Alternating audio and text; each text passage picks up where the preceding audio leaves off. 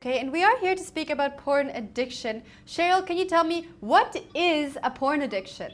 It's a progressive illness that might start off with experimentation. The person might like the effects and like the way that it works for them as a coping skill. And it then enters into a stage of abuse where it becomes more progressive, crossing a few more boundaries, becoming a little bit more dark, a bit more risque, and then it lands up in the place where people compulsively, obsessively have to use porn and or sex as just to feel normal, just to survive, to cope. They don't really think about consequences. It's just that need for instant gratification and to escape and deal with whatever emotional stuff that they're not able to deal with. And Cheryl, is there a difference between a sex addiction and a porn addiction? Yes, probably there is.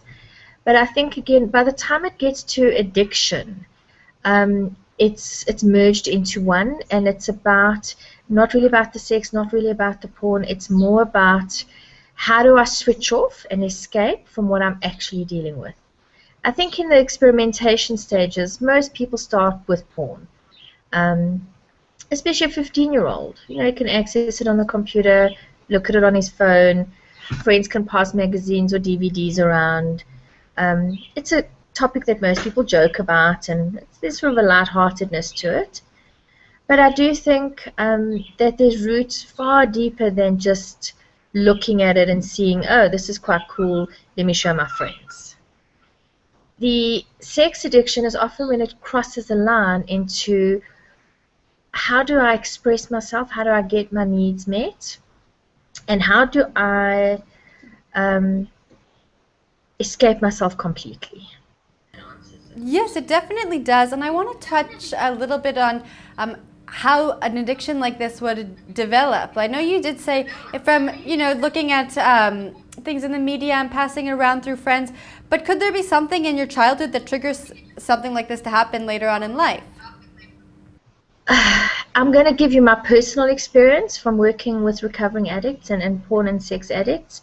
I do believe it does. It comes from many different areas. A lot of them are survivors of childhood abuse and rape and incest. Some of them are early exposure to pornography through their families, parents.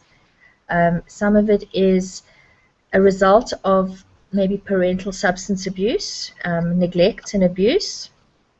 And some of it is crossing sexual boundaries at a young age when a person is not equipped to actually cope with the emotions that it brings up.